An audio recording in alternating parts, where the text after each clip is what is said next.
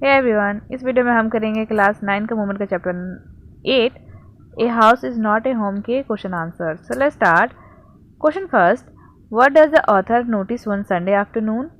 What is his mother's reaction? What does she do? एक Sunday afternoon को author ने जो नरेटर है, हमारे जो लेखक है, ऑथर ने क्या नोटिस किया और इस पर उनकी मम्मी का क्या रिएक्शन था, उन्होंने क्या किया। तो एक संडे आफ्टरनून को ऑथर को बहुत अलग से स्मेल आ रही होती है। फिर जब वो नोटिस करता है तो देखता है कि ये तो धुआं है जो चारों तरफ से जो कि फैल रहा है और वो अंदर आ रहा होता है, सीलिंग वगैरह से आ रहा होता है वो। और ये धुआं ये धीरे धीरे पूरे रूम में फैलता जाता है और इतना कि इसमें से लोग मुश्किल से ही देख सकते हो, इतना ज़्यादा धुआं पूरा फैल जाता है। Examining the way to the front door, और फिर वो फ्रंट डोर से ढूंढते हुए वो आते हैं। जैसे वो बाहर आते हैं यार्ड में, किसी तरह बाहर भागते हैं यार्ड में, और जब तक कि जब वो बाहर आते हैं पूरे जो रूफ है वो पूरा ही धुआं के अंदर वो ढक जाता है। चारों तरफ फ्लेम निकल रही होती है और ये बहुत ज़्यादा तेज़ से ये आग फैल रहा होता है।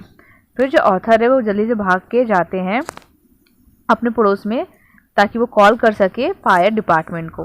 The narrator's mother run back into the house. उसके बाद जो ऑथर की मदर है वो घर में वापस जाती हैं। She returns carry a small metal box full of important document, और वो वहाँ से घर में से वापस आते हुए लेकर आती है एक मेटल का बॉक्स जिसमें पूरे बहुत सारे इंपॉर्टेंट डॉक्यूमेंट्स थे।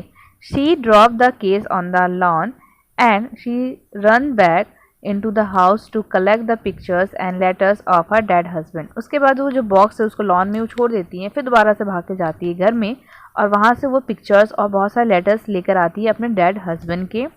और यही सारी जो स्वीट मेमोरीज थी नरेटर पे चिल्लाते हैं वापस आने को, पर वो फिर भी उसको लेने के लिए वो चली जाती हैं। Question 2, why does he break down in tears after the fire के बाद वो क्यों आंसुओं में मतलब वो फूट फूट के रोने लगता है। तो answer, he break down in tears after the fire because he could not find the cat. वो जब ख़त्म हो जाती है आग उसके बाद वो बहुत फूट के रोने लगता है क्योंकि उसका जो कैट है वो उसको नहीं मिल रही होती है। He had to face the loss of the old school, his house and cat. उसको फेस करना पड़ा था लॉस, उसके पुराने स्कूल का लॉस, उसके घर का लॉस और उसके कैट का भी लॉस। इस स्टेज में वो बस रोता गया और रोता ही गया। Question 3, why is the author deeply embarrassed the next day in school? क्यों ऑथर अगले दिन स्कूल में बहुत ही ज़्यादा शर्मिंदा हुआ?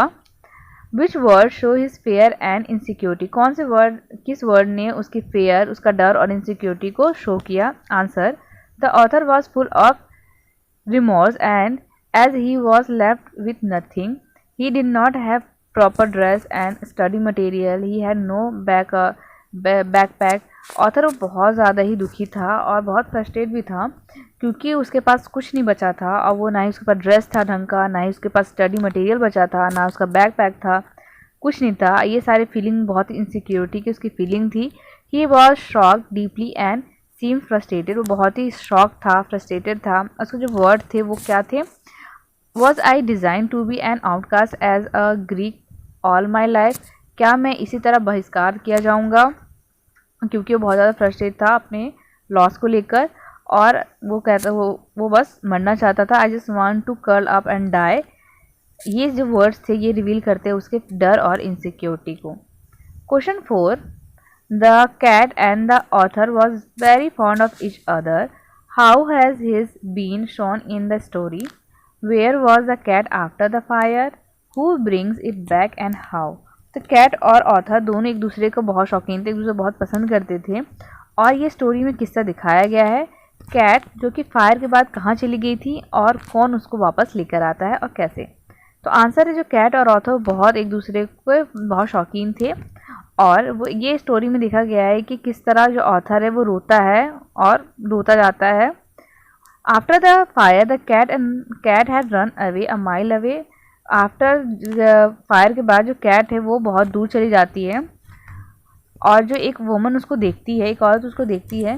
फिर वो ऑथर को टेलीफोन करती है जो कि उस बिल्ली के कॉलर में उनके नंबर लिखा हुआ था। तो उसको देखकर एक लेडी ऑथर को फ़ोन करती है और she telephone the author and deliver the cat to him. उसके बाद वो उस कैट को लेकर ऑथर को दे देती है। तो इस तरह ऑथर की कैट वापस घर आ जाती है। Question 5, what action of the schoolmates change the author's understanding of life and people and comfort him emotionally। तो कौन से एक्शन थे ऑथर के क्लासमेट्स के द्वारा जो ऑथर के जीने की समझ और पीपल की समझ को चेंज करती है और उसको इमोशनली कंफर्ट देती है। How does his loneliness vanish and how does he start participating in life. तो किस तरह ये सब चीज़ें उसकी अकेलापन को दूर करती है, गायब करती है, जिससे कि वह दोबारा से लाइफ को जीने लगा और पार्टिसिपेट करने लगा उसमें। तो आंसर है उसके जो क्लासमेट थे वो बहुत सारी स्कूल की सप्लाइज लेकर आए थे, उसके लिए नोटबुक लेकर आए थे, डिफरेंट क्लॉथ्स लेकर आए थे उसकी मदद करने के लिए। और ये सब के कारण वो बहुत सरप्राइज था and too difficult to believe for him, और ये बहुत मुश्किल था उसके लिए यकीन कर पाना इन सब पे। ही गॉट इमोशनल सेटिस्फैक्शन, उसको इमोशनली सेटिस्फैक्शन भी मिला। People who had never spoken introduce himself one by one, वो सारे लोग जो उससे बात भी नहीं करते थे वो लोगों ने भी उससे बात की, अपने आप को इंट्रोड्यूस किया। ये सारी चीज़ें जो भी हुई इस सब से वो बहुत ही ज़्यादा खुश था और ये सब चीज़ों ने उसके अंदर एक इंटरेस्ट क्रिएट किया लाइफ को लेकर। Question 6, what is the meaning of my cat was back and so was I. इसका क्या मतलब था कि मेरा कैट वापस आ गया और मैं भी। Had the author gone anywhere, तो क्या ऑथर कहीं गया था। Y does he say that he is also back, उसने ऐसा क्यों कहा कि वो भी वापस आ गया है। तो answer, after the fire the author was so depress, fire के बाद ऑथर है वो बहुत ज़्यादा ही डिप्रेस हो गया था। He had also given up all hope for ever finding his cat, उसने ये भी आशा खो दी थी कि वो अपने बिल्ली को कभी ढूंढ पाएगा। However the kindness and generosity of all the people around him, especially at school, and the kind woman who returned his cat made him realize that things would be okay। और जो काइंडनेस और generosity उसके school द्वारा, उसके जो friends है उसके द्वारा दिखाया गया, और वो काइंड वुमेन जो कि उसकी कैट को वापस लेकर आती है, इससे उसको रियलाइज़ हुआ कि सब कुछ एक दिन अच्छा हो जाएगा, सब कुछ ठीक हो जाएगा। He now had a new outlook to life, और अब उसके पास एक नई दृष्टिकोण है ज़िंदगी को देखने की। उसकी बिल्ली उसके पास वापस आ गई है और he was ready to go with his life, और वो बिल्कुल तैयार है अपनी बिल्ली के साथ अपने लाइफ में आगे बढ़ने के लिए। और इसका मीन यही था कि इसलिए उसने कहा था कि मेरी बिल्ली भी वापस आ गई है और मैं भी।